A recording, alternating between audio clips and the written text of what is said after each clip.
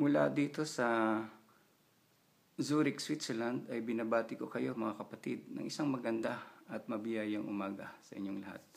Marami pong salamat sa pribilehiyo na binigay niyo sa akin upang ako ay makapagbigay ng isang maikling testimony. Dahil sa marami pa rin sa Europa ang mga bansang hindi pa nakaka-recover sa global crisis, ang unemployment level sa Espanya ay mataas pa rin.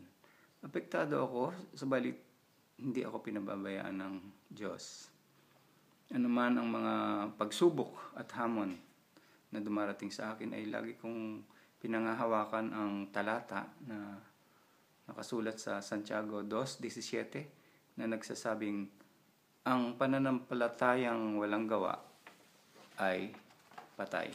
Sa makatuwid, ang pananampalataya at gawa ay dapat magkasama. Meron nga tayong pananampalataya, subalit hindi naman natin sinasabayan ito ng gawa. Sa aking pananaw, ito ay baliwala.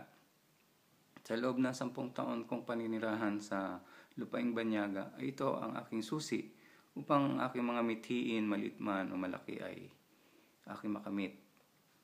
Lalong-lalo na ang aking European nationality.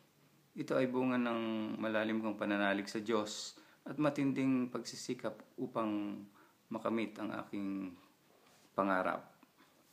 Sa ngayon, ayon sa kalooban ng Diyos, ay hinihintay ko na lang ang tamang panahon upang kaming pamilya ay magkasama-sama sa isang English-speaking nation tulad ng Australia, Canada o New Zealand, na kung saan ang ekonomiya ay maunlad pa rin.